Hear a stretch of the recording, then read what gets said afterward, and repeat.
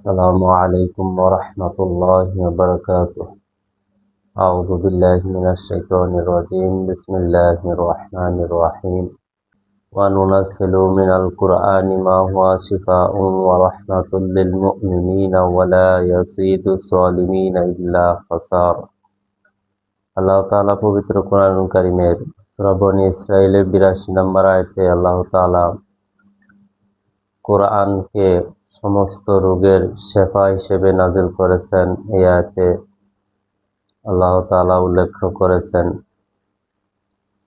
তো রোগ যেরকম আছে প্রত্যেকটা মানুষের মধ্যেই, তো ঠিক তেমনি ভাবে আল্লাহ তাআলা প্রত্যেকটা রোগেরই শেফা হিসেবে কোরআনুল কারীমে আমল বলে দিয়েছেন। নির্দিষ্টভাবে কেউ যদি কোরআনুল কারীমের নির্দিষ্ট আমল করতে পারে তাহলে ইনশাআল্লাহ তাআলা প্রত্যেকটা রোগী সঠিক নিয়মের মাধ্যমে আমল করলে রোগ থেকে আল্লাহ তাআলা শেফা দান করবেন।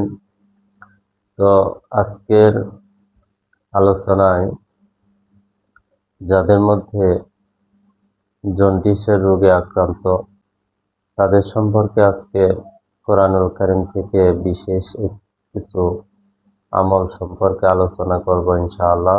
যারা আমার এই ভিডিওটি সর্বপ্রথম দেখতেছেন তারা অবশ্যই সাবস্ক্রাইব করে দিবেন এবং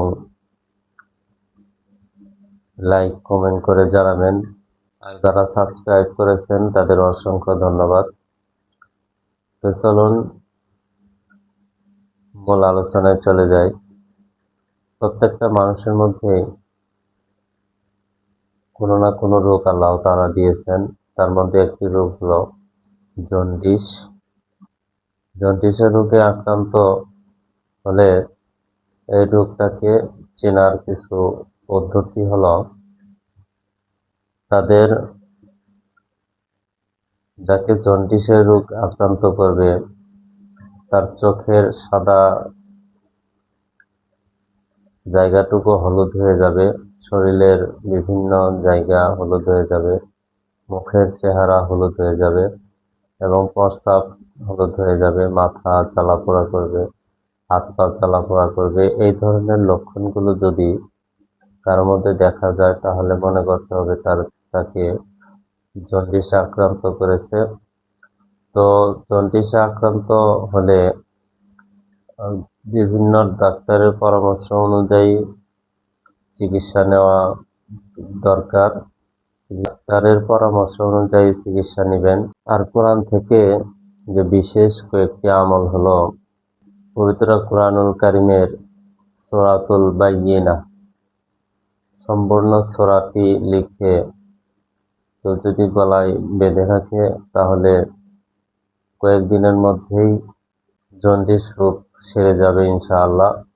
এরপরে আরেকটি আমল হলো সূরাতুল ইয়াসিনের 3 নম্বর আয়াত পর্যন্ত, সূরা ইয়াসিনের 3 নম্বর আয়াত পর্যন্ত 7 বার পরে 7 বার পানিতে ফু দিয়ে সেই পানি নিয়মিতভাবে কয়েকদিন পান করলেই আল্লাহ তাআলা জন্ডিসের রোগ থেকে মুক্তি দান করবেন ইনশাআল্লাহ।